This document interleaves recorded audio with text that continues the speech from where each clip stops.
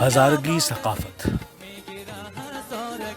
اگر تاریخی پس منظر کا جائزہ لیا جائے تو اکثریت تاریخ دان اس بات پہ متفق نظر آتے ہیں کہ ہزارہ قوم کا تعلق ترک اور منگولیا سے ہے.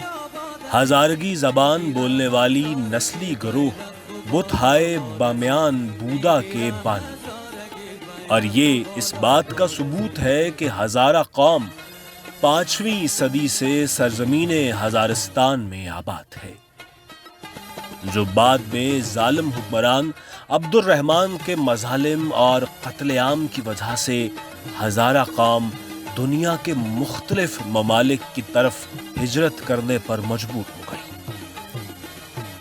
پاکستان چونکہ افغانستان کا ہمسایہ ملک ہے، اس لیے ہزارہ قوم چمن کے راستے کوئٹہ بلوچستان آ کر آباد ہو گئی.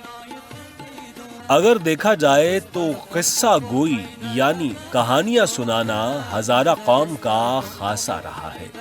اس قوم کے بزرگ افراد اپنی تاریخ، اپنے آباء و اجداد اور اپنے ہیروز کی کہانیاں جوان نسلوں کو سنا کر معلومات کو سینہ بسینہ منتقل کرنے کا کام بخوبی انجام دیتے آئے ہیں. اگر اس قوم کے تہواروں کی بات کی جائے تو چاردہ پول، کوفی رقص، برفک اور برنگ ہزارستان کے مختلف مجلس اور مشغلہ میں اپنے منفرد انداز سے ہزارہ قوم کی پہچان رکھتے ہیں. ہزارہ قوم کے مختلف قسم کے کھیل، منفرد موسیقی، رسوم و رواج اپنی نوعیت میں یکتا اور منفرد ہیں. ہزارہ قوم دنیا میں جہاں جہاں ہجرت کر کے گئی، اس مخصوص علاقوں کے ثقافتی اثرات زندگی کے ہر پہلو پر نمایاں نظر آتے ہیں، مگر بنیادی طور پر مرکزی ہزارہ جات مختلف ادوار میں غوریوں اور غزنویوں کی تہذیبوں، بعد میں منگولوں اور تیموری خاندانوں کا گھر رہی ہے.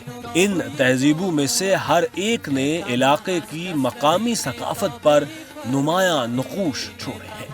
جدید ہزارہ لباس عام طور پر تنگ کف کے ساتھ قمیضیں ہیں، اور وہ گھٹنے پر ختم یا ہاف وے بچھڑوں کے ساتھ ساتھ.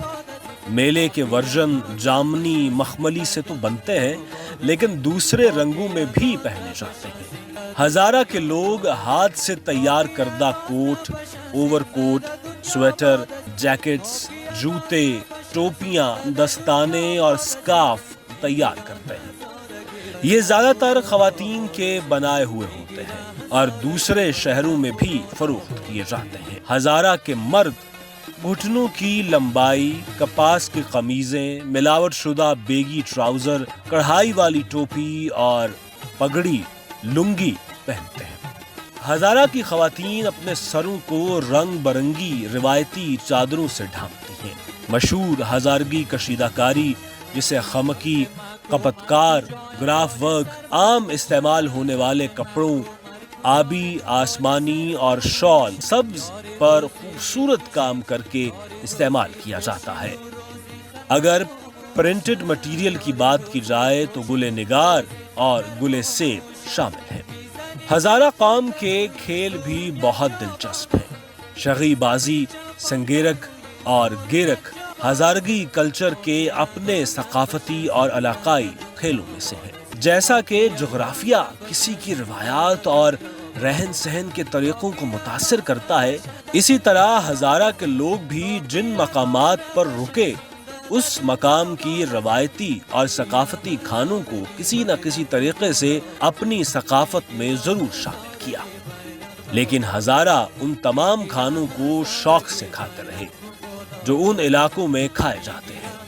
لیکن کچھ کھانے جو وہ صدیوں سے کھاتے آ رہے ہیں اور وہ انہیں اپنے روایتی یا ثقافتی کھانے تصور کرتے ہیں، وہ کچھ یوں ہیں.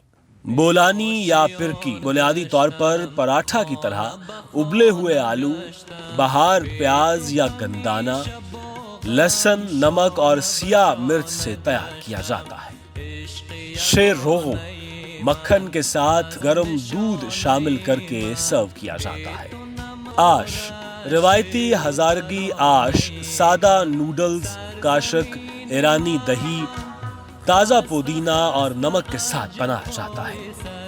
دلدا، ابلی ہوئی کچلی ہوئی گندم سے بنی ڈش، پگھلا ہوا دیسی گھی یا مکھن کے ساتھ پیش کیا جاتا ہے۔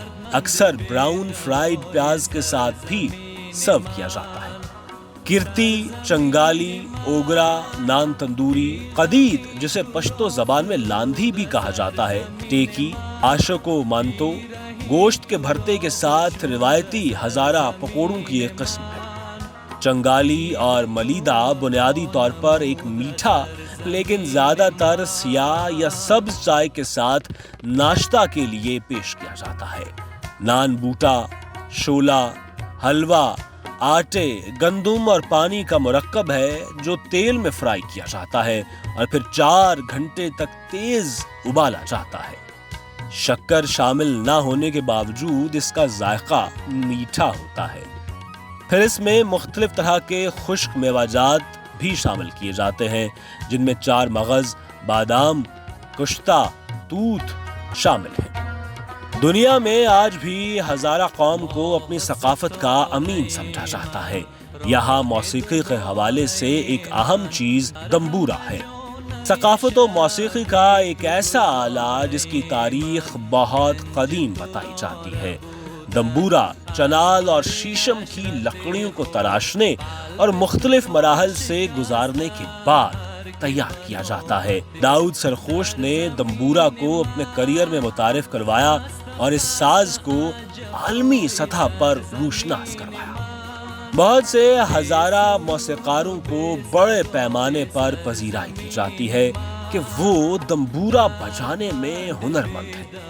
یہ ایک علاقائی آلہ ہے جو اسی طرح وسطی ایشیائی ممالک جیسے قزاقستان، ازبکستان اور تاجکستان میں پایا جاتا ہے۔ ہزارہ دمبورا کے مشہور کھلاڑی سرور سرخوش، داؤد سرخوش، صفدر خیر علی، سید انور آزاد اور دیگر لوگ شامل ہیں۔ ہزارہ بہت سے منگولیا اور ترک الفاظ کے ساتھ ہزارگی نامی فارسی کی ایک مشرقی قسم بولتے ہیں۔ ہزارہ کے علاقوں میں رہنے والے ہزارہ کے لوگ فارسی زبان کی ہزارگی بولتے ہیں جس میں ترک اور منگولک لفظوں کی ایک بڑی تعداد موجود ہے۔ فارسی اور ہزارگی کے مابین بنیادی اختلاف لہجے کا ہے۔ ان اختلافات کے باوجود ہزارگی افغانستان کی سرکاری زبان میں سے ایک، دری کے ساتھ باہمی سمجھنے کے قابل